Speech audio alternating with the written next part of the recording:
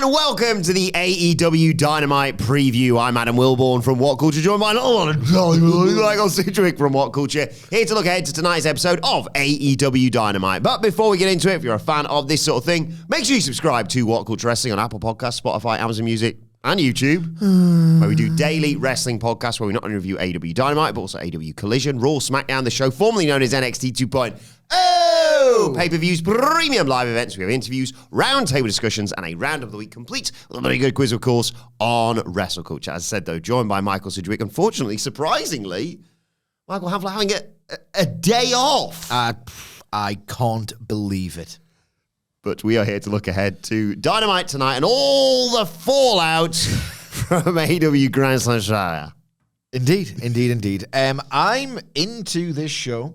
I'm more into AEW than I have been over the last 2 years. Yep. Give or take. And there's one thing in particular advertised for this show that I have sky-high hopes for. Sky-high. The ultimate.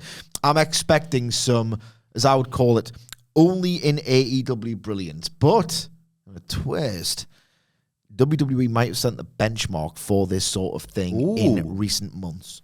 Oh, excited to see what that is. Obviously, as I said, Grand Slam now in the rear view. We are looking ahead to AEW Revolution. I've got a little bit of a game for us to play a little bit later on. Yeah, maybe more than one game. Yes, but it's going to be interesting to see how they turn things around with regards to Cope getting choked out at Grand Slam and now presumably being the title challenger, although Hamflett was desperately trying to suggest maybe they'll make it a triple threat with Jay White now. How do you see that all going? I have absolutely no idea because it was such a bizarre, questionable decision.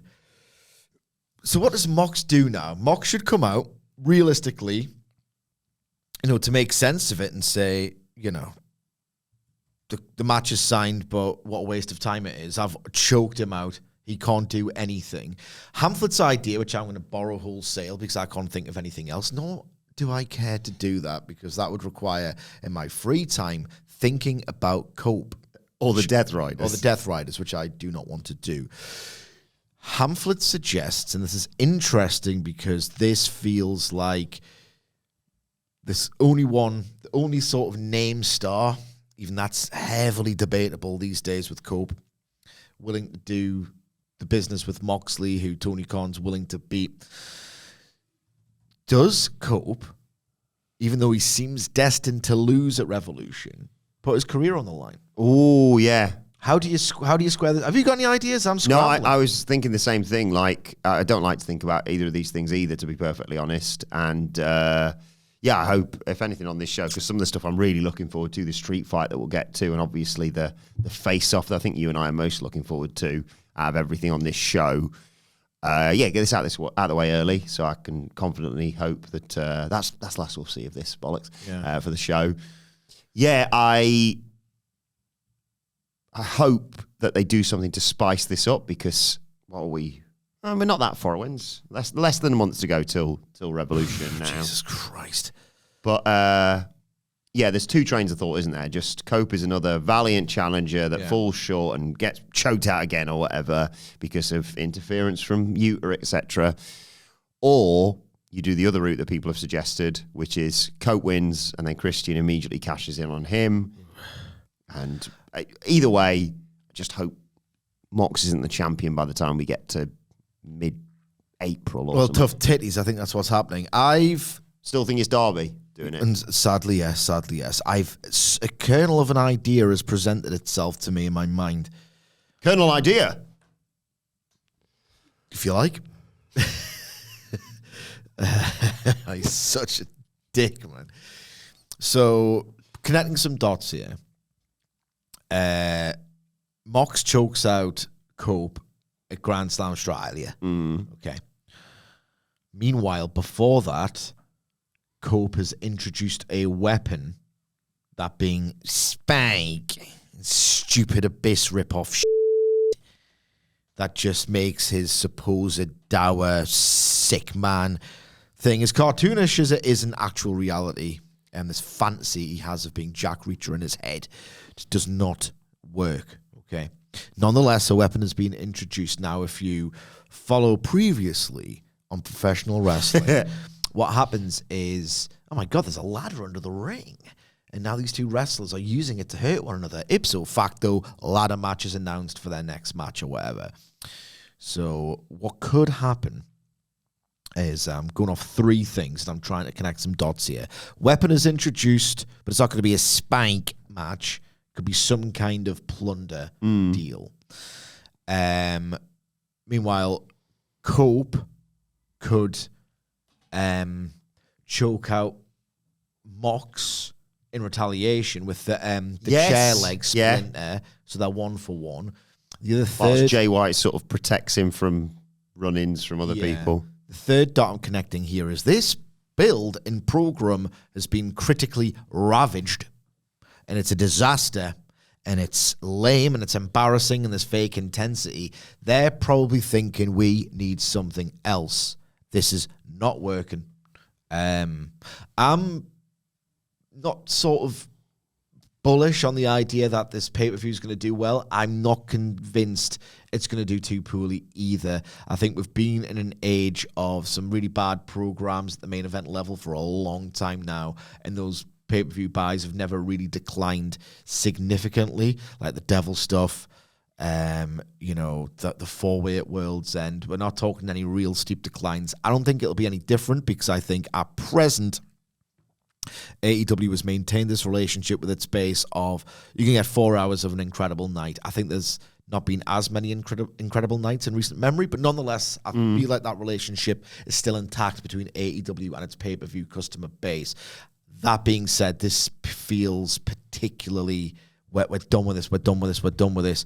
I've heard the word pivot more than I've heard the word great come out of Tony Khan's mouth in recent months. So introduce the weapon. They could easily just have Cope choke out Mox with a chair leg. And the third dot to connect is this is boring and it needs some spice. What is a guaranteed hit in AEW? The Texas Death Match.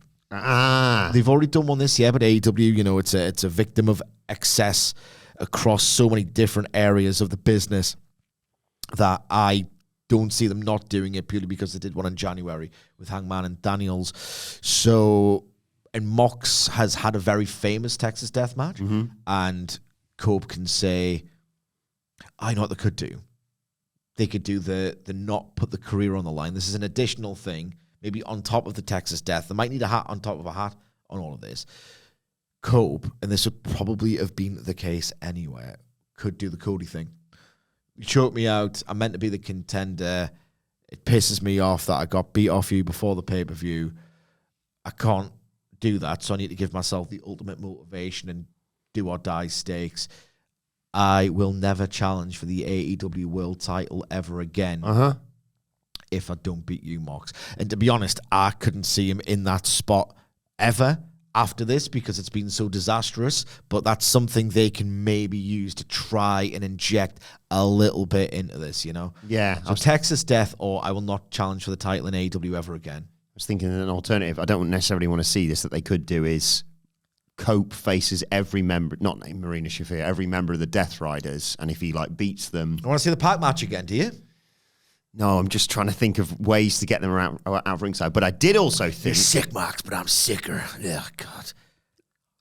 I did think of the in-emergency break glass of... just like a favourite of ours that they may, and they could well have planned to introduce, to be fair, considering what happened last week.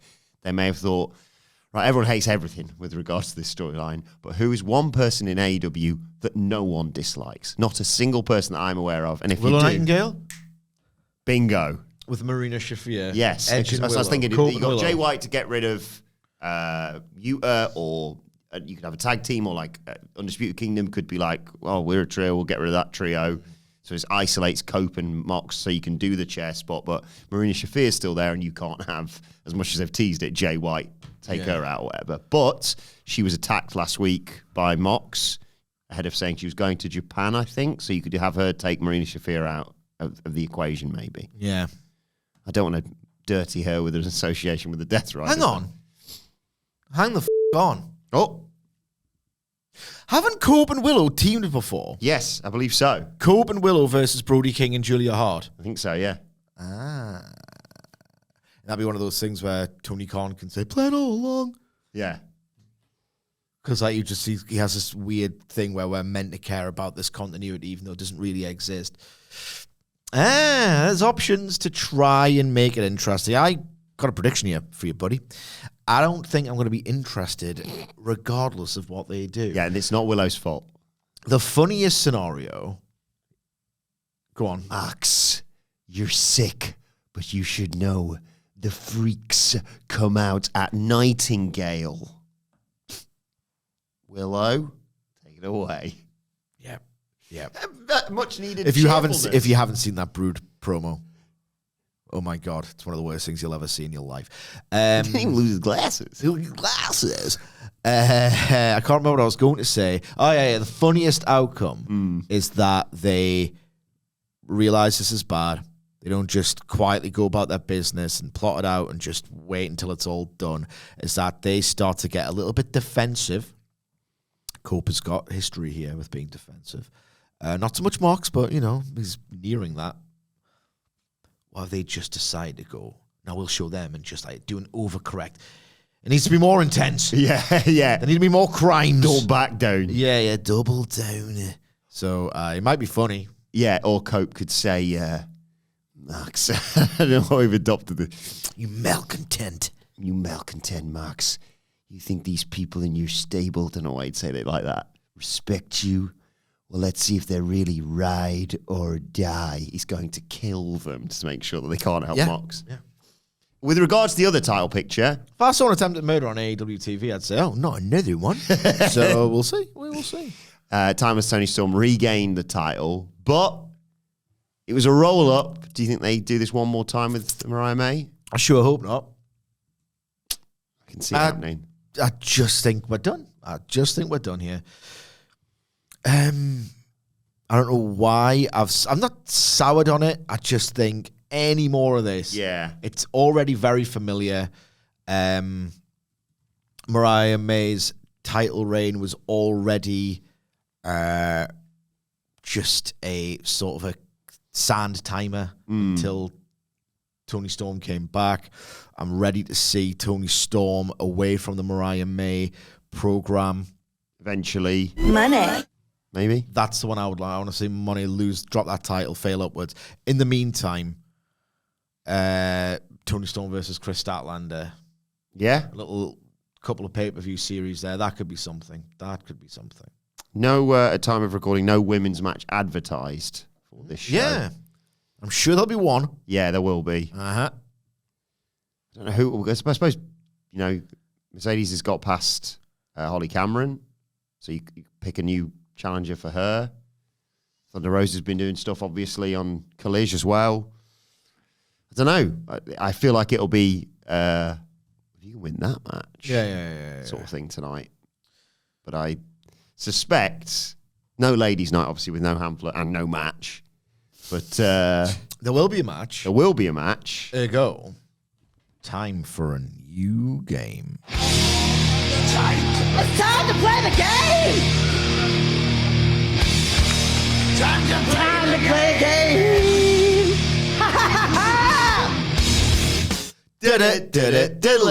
How long is the only women's match on Dynamite gonna be?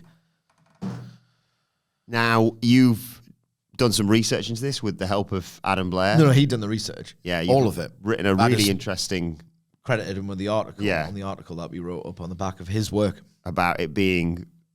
I mean, we think ladies' night is around the sort of 120, 125 mark, and usually the match is around the 9-minute mark, right? No, it's 8 minutes and 1 or 2 seconds. Okay. Which is 0 seconds removed from 2023's average median match length, which was about, if it's 8 minutes and 1 second, it was that. Up from 7 minutes and 59 seconds in 2022. On that basis, I think the unannounced women's match on AEW Dynamite, February 19, yes, will be 8 minutes and 15 seconds. 2 matches last week. There wasn't there? It's squash. Doesn't count. Does not count. Yeah. I could see Megan Bain being pushed, maybe. I'll do Megan Bain versus Stat. Oh, yeah. Not tonight, but they're building to it. Usually, they're not that cheeky where they'll do just one squash match. They've done it before, but we'll see. What if it's Willow in action against... Give me a sort of generic... Penelope Ford's losing a lot recently, so it's her. And she wins. If it's Willow versus Penelope Ford, Jesus Christ, that's so patent. Because, Willow's got something to do coming up because of the Shafir stuff. Is she in Japan? That's the thing. She said she was getting ready to go to Japan when she got jumped by Shafir. So maybe she'll say, I've taken a pause on that. Before I go, I got someone I want to deal with. But maybe, she beats Penelope Ford in a 7-minute, 25-second match. And then Megan Bain could do Penelope Ford. Yes. The idea being that anything you can do, I can do better. To Chris Statlander, because Statlander beat Penelope Ford, correct, last week in a really strong match, actually. So maybe Megan Bain can beat Penelope Ford and say, all right, well, we're kind of equals for now. Yeah. I could easily see something like that. What's Jamie Hayter up to? Knows. We've talked about the sort of, we described it as the sort of the Anna Jay problem because she was the perfect example of someone who comes in, gets a few weeks of a push and then disappears again. I think she's in Japan actually now, but even so, I could list off a good few people who've just done that recently. Jamie Hayter's a weird one because it was like, we were there for when she came back and it was like, right, what are we doing with her? Okay, we're not doing the Britt Baker thing. Not ideal that, but it's still Jamie Hayter, and now... Jamie Hayter gone. The last thing, if my memory serves me correctly, that Jamie Hayter was involved in was beating Julia Hart, tying their series 1-1 and saying anytime you want to do the rubber match. So that's, you know what I mean? What a joke. Like, they haven't touched that. No. They probably won't touch that. And then 2 weeks on Collision, you'll get the rubber match and you expect it to care. Serena Deeb watching something recently. She's always watching. Yeah. She was watching something. Maybe she'll be the timeless Toni match. I don't know. Ooh, they need to get her over first. She's anti-overs. She's really technically skilled. Yeah. She was getting over as well. People considered her... Maybe she's just done too many jobs, because I think when she first entered AEW, yes, there was a dearth of talent and experience in that women's division, and I think people were like, well, she's a really good wrestler, a really... technically skilled wrestler. There was a surprise package of Jesus Christ. I can only remember her from the Straight Edge Society. It turns out she's actually amazing. What were they playing on, making her a coach? All that sort of stuff. Yeah. And then she enters some really impressive in-ring performances, and then I think she just loses all the time. And without the aura of a good wrestler who they can slot into a pay-per-view match, once the die has been cast, as she just comes in to lose every now and then, she does not necessarily have the charisma or mic skills to compensate for the fact that she's stigmatized as a loser. But yeah, she'll have once a bi-monthly women's wrestler. That's what she is. There's loads of them. Right. Well, there is the potential for the mythical trifecta happening tonight, because there's a match that we're really excited about, the street fight. There's MJF and Hangman Page cutting a promo, and it's the week after not a pay-per-view, but a big show on the road to the next pay-per-view, so there could be some sort of big angle to set up something at Revolution. But yeah, I think the thing you and I are most looking forward to, aside from the street fight, is MJF and Hangman Page face-to-face. Seems like they've pivoted. Seems like they were going to possibly do Jarrett versus MJF potentially at the pay. He's disappeared off the face of the earth, hasn't he, Double G? But this is just really exciting. We talked about how, world title aside, things are really cooking for AEW. I've seen AEW, the best word to describe the quality is uneven, is wildly uneven. Post the creative peak, and you could argue, distressingly, that we are 4 years removed from the peak, or coming up to 4 years removed from the true creative peak. Every now and then, probably more than I give them credit for, they'll do something amazing. Yeah. Absolutely class. just remind you why you've fallen in love with pro wrestling all over again. But last week, MJF and Paige, I don't know if it was necessarily people are that interested in the story yet, more the promise of it, the idea of it, because it hasn't really been told yet. They'll obviously expand on what the respective problems are with one another in this face-to-face tonight. But I just think the idea of two people that they identify with AEW, that they respect for informing many of AEW's best moments, who've barely interacted so far in the 5-6 years or whatever it's been, actually coming together. I think the fans are responding to it because they have been kept apart, but I feel like it's more of it's the opposite of a protest, like an endorsement of, no, this is what we want to see. Yeah. We want to see wrestlers we identify as AEW wrestlers who are amazing and have came into their own in this company, finally coming together. They feel like the iron is sharpening iron already. I was talking about this on a review of the quite detailed and organic feeling ways in which they've come together and interacted. It feels, this is the feeling, like the dim fabled feeling of AEW in terms of they feel like AEW wrestlers. The way that they are sort of gently, very gradually building the story has that AEW flair. So I'm hyped on this. It feels big. It feels like it could get bigger. It feels hot, that elusive hot. Here's the thing. MJF and Hangman Page in a verbal face-to-face, these things sometimes go on a while. And I think the longer they go on, I understand that MJF is very, very strong in the minute-by-minute of the ratings, so they like these things to go along. It's one of the best promos of his generation, and, at his very best of all generations. Top of the 9 o'clock hour, you reckon? Yeah, and they like them to go along. I sometimes think that they stretch that premise, and I'd like them to be a little bit punchier and snappier. I'd like to be left wanting more, which I'm not too often. As great as these things are when they peak, and he's always got some devastating line that buckles me, that really makes me laugh. Hangman Page has he's in the process of calming down, having an introspection, like internal conflict. Is this the path I've chosen is the correct one? He still should be pissed off. He's still like a hothead.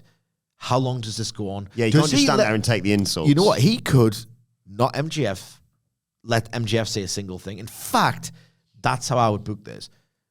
MJF's about to do his cut my music. Hangman Page, throw his mic down, away, up the ramp, grab MJF's, and just rant at him for 3 caustic minutes, and then leave. And MJF's pissed because he doesn't get to say anything. He doesn't get the opportunity to get in Hangman Page's head. It does feel early for that big face-to-face, and maybe that's for a creative reason. I think with these two... Having said that, if they're going to Revolution, they've only got... How many weeks of telly we got? Revolution's what, their 9th? 1, 2, 3 weeks, including this week. Either way, I would like to see it go a little bit shorter than normal. I'm not holding out hopes, and I feel for MJF in a way because it's always one... These can be hit and miss because he's out there for so long. People forget, man. Austin 316, that promo lasts about a maximum of 90 seconds. A maximum of 90 seconds. Hard Times is a 90-second, 2-minute promo. I don't know when. Well, I do. It's a WWE thing, and AEW doesn't have to do this, but these are very big, lengthy face-to-face. They've always happened, but they were popularized by WWE. I don't need everything to go 12, 15 minutes in a promo battle. I really, really don't. So I'd like to see this subverted in some way. And I do think with these two that they'll find a more interesting way in. I really do. I'm excited to see what they say to each other, obviously. Hangman Page just very pissed off. I agree that he shouldn't, in character, just stand there and be like, right, now your turn to bury me for 5 minutes whilst I just stand here and sort of take it. Having said that, MJF's got a lot to go with, hasn't he? It's Hangman Page. He's had a storied 5-6 years with the company. He's done a lot of things. But I think he might lean on the more recent events of not burning down Hangman's house. I mean, burning down Swerve's house. He might reference that. Yeah. I think he leans on the sort of thing that we've been hinting at, which is he kind of regrets retiring Christopher Daniels to a certain extent. Yeah. He feels guilty about it. Maybe not regrets it, but he feels guilty. There was that look in his eyes of just like, what am I actually? What am I doing here? Yeah. If you look at the brief evidence of what the story is and what MJF's problem with Hangman seems to be is a slight concern, but I would trust both of these wrestlers who are holding the highest esteem to get this right. But MJF, if you look at the character arc, and I know it's been a little bit all over the place because he turned heel, I think, quicker than they might have anticipated last year when he did the Triple H biker jacket and he had the tattoo of AEW, you know. He sort of let slip in a verbal face-to-face with Will Ospreay. He was devastated that the fans like him and just turned on MJF. He's doing this with Hangman Page again. And he is saying, you know, well, that's all right if your precious cowboy did the things that I do, but he gets away with it. So we know that MJF, who's playing this overgrown, petulant child character, is pissed that the fans will just side with Hangman irrespective of what he's done.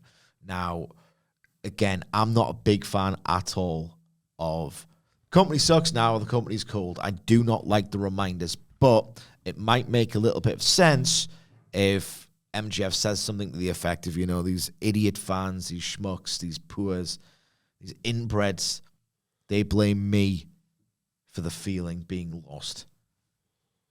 You know, the devil this, Adam Cole that, whatever. You're the one who had to say the word workers' rights and start this storm to begin with. Oh, yeah. Maybe it's very, very... It's not the route I would go down. It really isn't. But that's the way to fracture Hangman Page's psyche. It really allude is. to like, I know you're not used to these sort of things, and sometimes you can kind of go off the rails when you're face to face with someone you actually despise. Yeah. Also, a couple of things. Number one. Yeah, they could do a little cute reference to it instead of making that the key story. Yes. I said, you got your scissors. You got your scissors, Sid. Huh? Two things. It's weird that you said that because I've been reliably informed that he doesn't cater to that audience. No. He shouldn't. Imagine building, Wilbourn, a successful enterprise on a very dense and impenetrable web of patter and in-jokes and still being number one. How the hell would that work? No idea, mate. I have an idea. How would that work? Possibly the first idea I've ever had for a shot. You could just stop the sentence. A shot that I'd like to see tonight. I think it might work quite nicely. We weren't a fan of the storyline, but stick with me. Hangman Page at one point, so furious. He turns his back on MJF, maybe before. Like early on, like you say, I don't want this to go super long and him just take it. But he turns his back, like the Hook almost, leaning against the turnbuckle.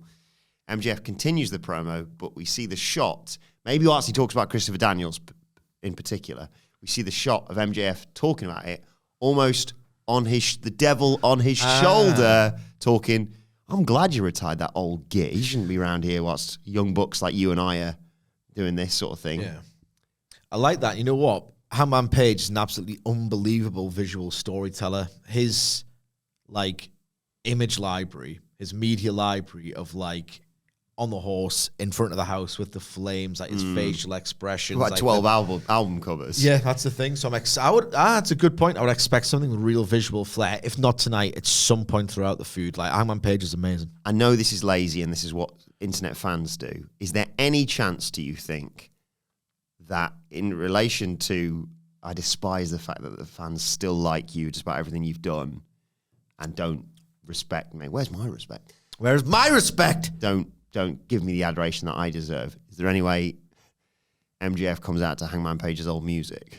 Ooh. Cut that music. Cut that music. See, all he has to do is come on his little pony, old sea biscuit. And that's what you guys do.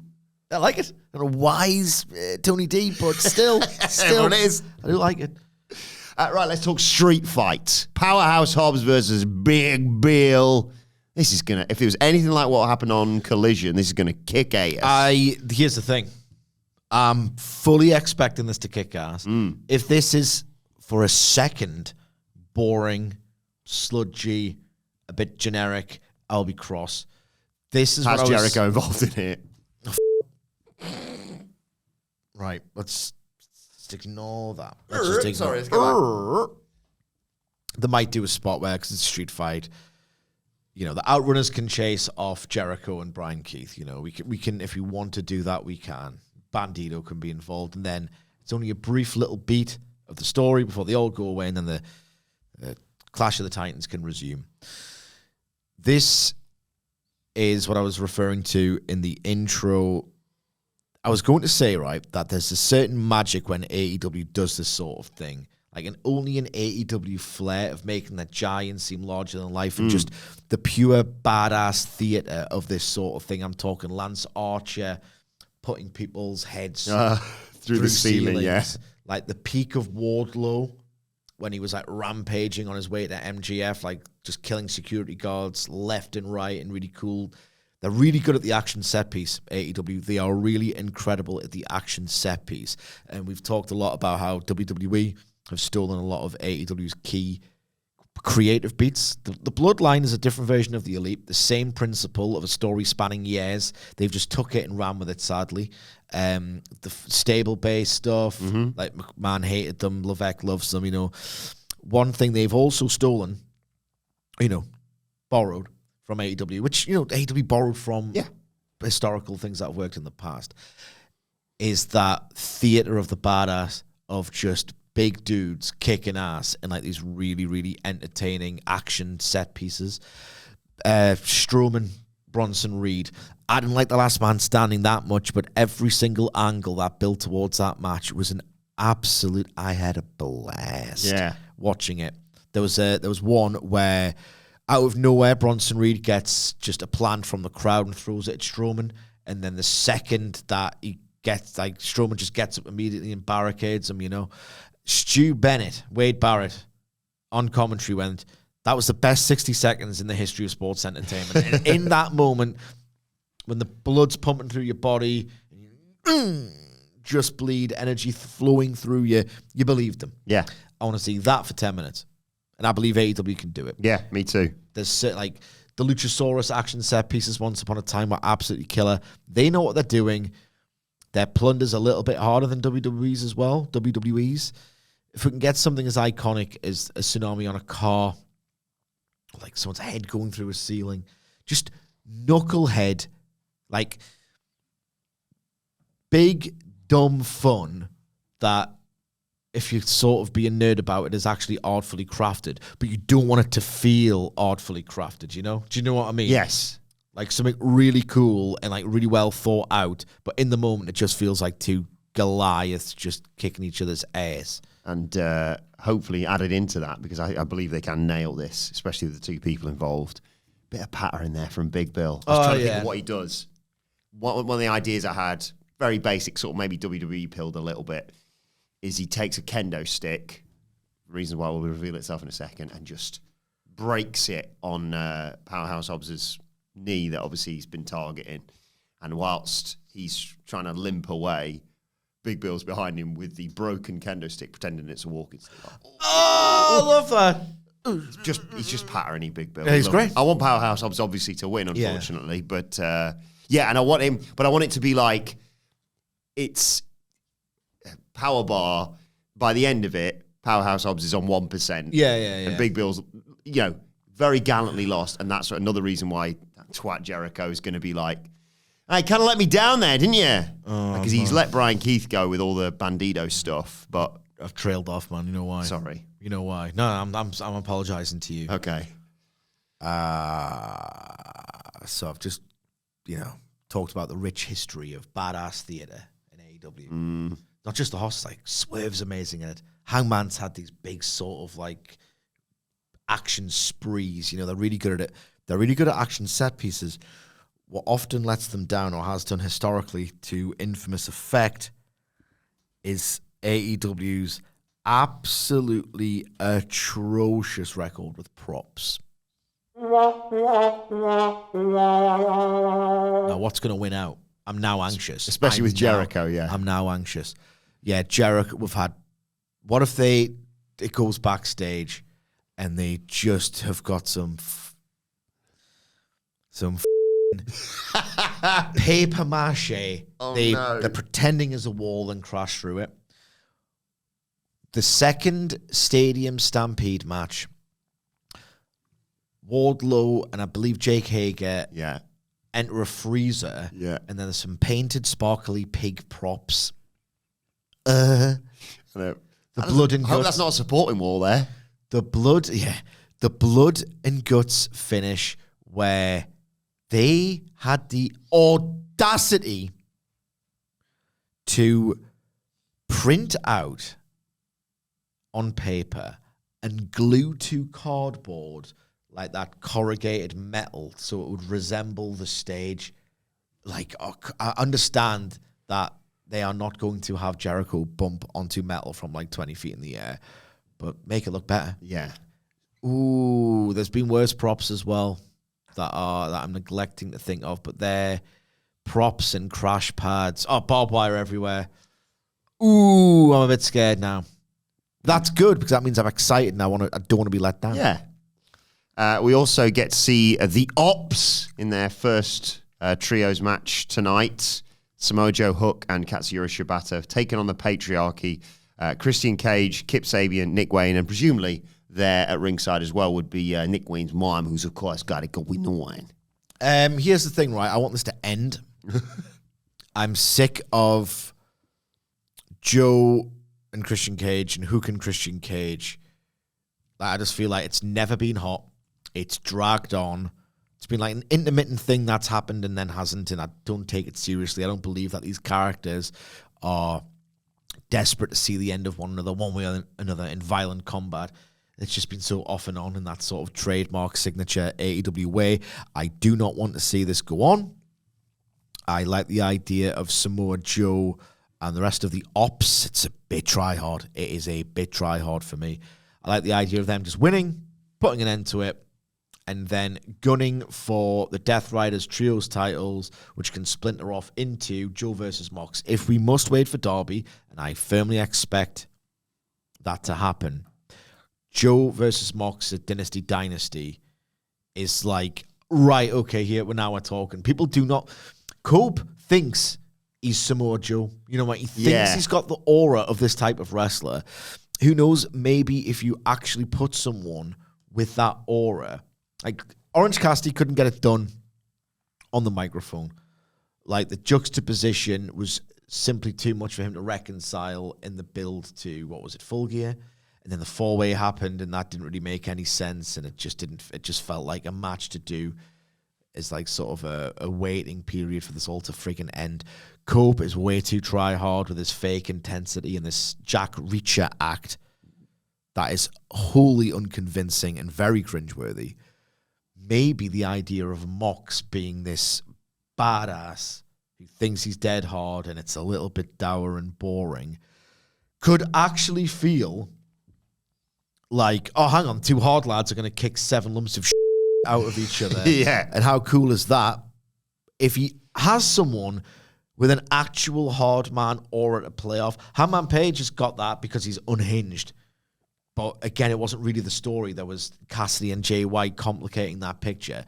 Maybe Mox, I'm not saying that the Death Riders will be good, but maybe Mox needs someone who actually has a legitimate hard man aura to play off for this to be sort of remotely good. Either way, I think Joe versus Mox, especially in a match with shortcuts, is almost can't fail. Almost can't fail. I agree. I'd really like to see that. So I'm hoping the Ops win tonight, declare their intentions to go after the trios titles, get screwed out of it by Mox, and Joe's like, what was that about? And then he set up a match for Works for me. where of course it emanates from the the Lick Your Ass Center. Indeed. What April we're going to have this year. Right, let's talk about this AEW International Championship Series. Dumb. So Kenny Omega has the shot for the international title at Revolution on March 9th. But now we have a match tonight between Orange Cassidy and Roderick Strong. the winner of that faces the champion to determine who faces Kenny Omega at Revolution. Is that right? Yeah. As you put it in the office yesterday, either Orange Cassidy or Roderick Strong are going to have the honor of losing to Takeshita. Yeah. Fighting for the right to lose to Takeshita ahead of the match that they've already told you was happening. Now... Oh, sorry, just before you give us your thoughts on that. Oh, brilliant. I thought he was off all day. I think Michael Hamflett's here. I'll go and let him in. Well, that's like filling... No, they've got a meeting. Phil and Maria downstairs. They've got a meeting. You still hear the door. 11 till 12, yeah, but they're busy. A lot of stuff to plan. Josh is in. I know for a fact Josh is in. I think he's gone up to the game studio. So I can see I've got a little, I'll go. I'll just go and you stay if you want. It's all right. Don't ruin it. You can talk about only, it. You can switch to hard cam. Yeah, just when you need to piss sometimes. Do it all the time. I'll be back in 2 minutes. Hamflett will be here, and then we can finish up. I've got a game as well. You got a game? Yeah, I'll be back. One second. Your thoughts on Roderick Strong versus Orange Cassidy? Right, okay. It's a rematch of a match that was really strong. I expect, at least this is unpredictable. When Takeshita wrestles one of them next week or whenever it is, that's going to be predictable. This is at least unpredictable. Have we seen either of these wrestle Takeshita? I don't recall. I'm excited about the probabilities of either. Orange Cassidy's brilliant at selling. So good that it's almost a shame he plays with a juxtaposition of being sort of an ironic wrestler because he's earnestly good at it without the need for the juxtaposition. Roderick Strong is amazing at kicking ass. I expect this to be a hot match. It's next week when I'll have a problem with the series because it will just simply be very, very, very predictable. But for this week, as illogical as it is, it just seems like an excuse for Kenny Omega to save his bumps, which is another worrying trend about my GOAT. I'm going to... You know what? Give me a second. Let's get the old Costanza out. I'm going to toss a coin. I think I'd prefer to see Orange win, and I think he will because they seem to become a bit better than Strong. But it's a bit of a coin flip for me. That's a coin lift. Go on, where's the flip? Boom! Heads are Roderick Strong. It's tails. It's going to be Orange Cassidy. This series makes no sense. This match at least is unpredictable to a degree and the best version of a pretty rubbish and weird Tony Khan coded story. Don't be so sure about who you think's going to win tonight, Michael Sidgwick. 'Tis I, ODERICK TRONG, the riddler of AEW, and I have a riddle for you, good sir. Solve it, and maybe your beloved Cassidy will defeat me tonight. Okay. I'm ODERICK TRONG. I know. I'm sorry, just for the viewers at home and me, actually. What? Who are you again, sir? I was on a collision review where Adam Wilbourn slightly misspoke when discussing Roderick Strong, and therefore I was created. A tulpa named ODERICK Strong, everybody. So, Michael Sidgwick, are you ready for my riddle? As ready as I will ever be. I'm sorry, just imagine if you're just tuning in today for the first time. I know. And there's a full-size #1 microphone. wrestling podcast from the UK, and now another edition, ODERICK Strong. Yes. I believe you don't do bits on this podcast. No, we do not do bits. Well, I have a riddle It's just as well for you're a you. tulpa and not a dude in a costume, isn't it? Because that would be a bit. So, Michael Sidgwick, what has a head but no brain? I love how... You know what's funny, tulpa, is that we collectively decided that the Raw Riddle was really bad. We collectively decided that the Raw Riddle was bad for attention and bad as a feature, and now he's just done it, but with the giraffe on his head. Yeah. Why? You like What do that one, you Rick? mean? It truly entertained me indeed. Okay, so I am no longer vexed. So can you repeat, ODERICK, could you repeat the riddle for me, please? Indubitably. What? Why is he Keith Lee? Has a head but no brain. Okay, right. What is So it's not, your skull, obviously. So it's a different type of head. Do you want to confer, Nicholas, or do you not care? I just can't get past the fact that I'm sure he's just talking about himself, surely, yeah. He has a head but no brain. Because he's an idiot. Look at him. I know. ODERICK is a strange guy. Now, so what is a head but not a brain? Now, I wonder if ODERICK has got... We have another regular supporting cast member called Stax, WWE's Channing Stax Lorenzo. He's got a very blue sense of humor, dirty mind. Maybe ODERICK has got the same sense of humor, and we could go the crude route and say a head without a cock. You could. Or you could go down the flathead screwdriver route. I'm going to say Quark. Nicholas, a screwdriver. Good, but incorrect.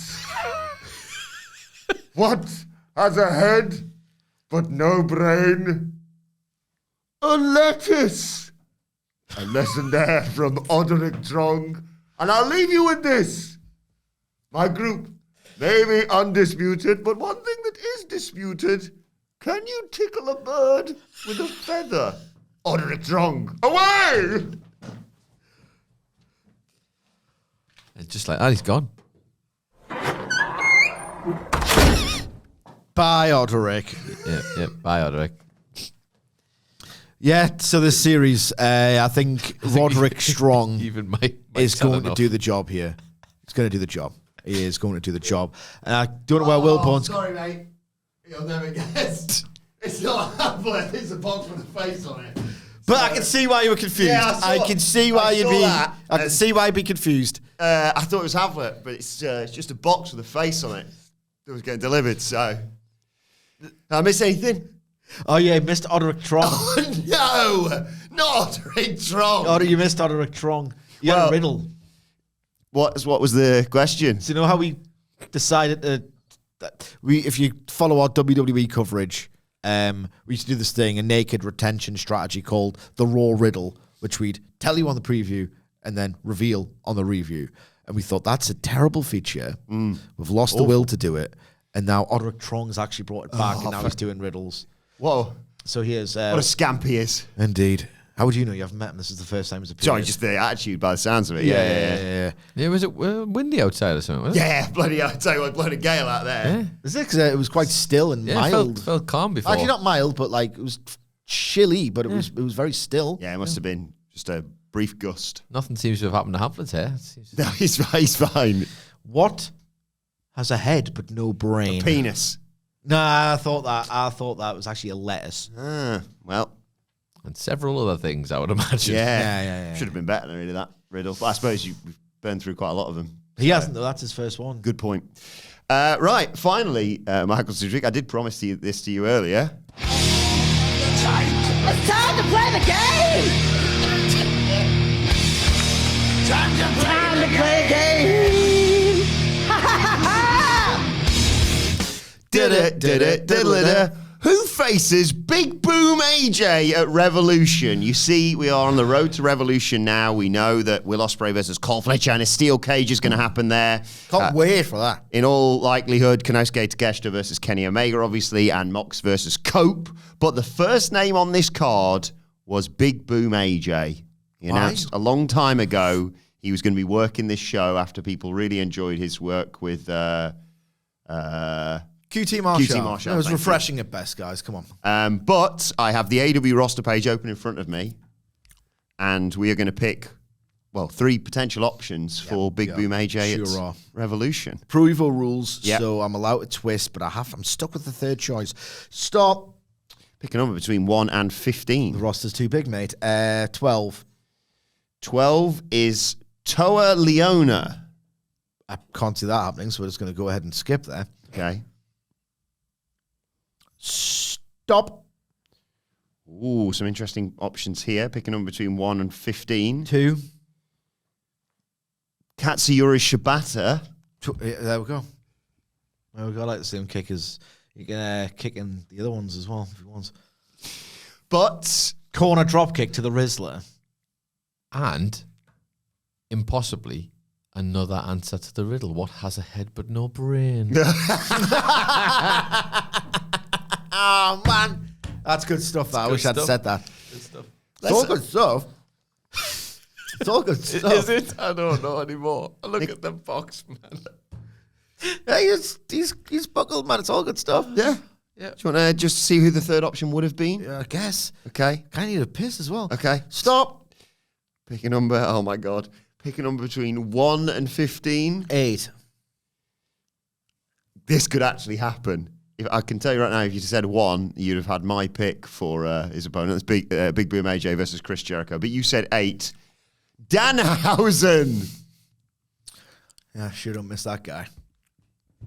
Anyway, let us know your thoughts ahead of AEW Dynamite and your thoughts on our very professional coverage of tonight's show in the comments or on X at WhatCulture Good thing WWE. is, the good thing about this is that the rotating cast of AEW Dynamite means ODERICK TRONG might not be making an appearance every single week. Oh, no. No, it's a very special occasion when the Trongmeister You weren't shows up, here. apparently. Anyway, you can follow Michael Sidgwick on X at... Sidgwick. Follow me at Adam Wilbourn. Follow our brilliant producer, Adam Nicholas, at... It's Adam Nicholas. And make sure you subscribe to WhatCulture Wrestling, wherever you get your podcast from, for daily wrestling podcasts. Me and Sidge will be back later on today to review NXT, and maybe Hamflett will grace us with his presence on the Dynamite review tomorrow, which will be out a little bit later than usual because I'm busy. But that's... Different busy. Yeah, it's different. We do important stuff. We don't just swan off on... What stuff? Important stuff. Oh, We don't right. just swan off on days Maybe off. you want to fully enunciate that word. Okay, sorry. But for now, this has been Dynamite Preview. My thanks to Michael Sidgwick, to ODERICK TRONG. Thank you for joining us, and we will see you soon.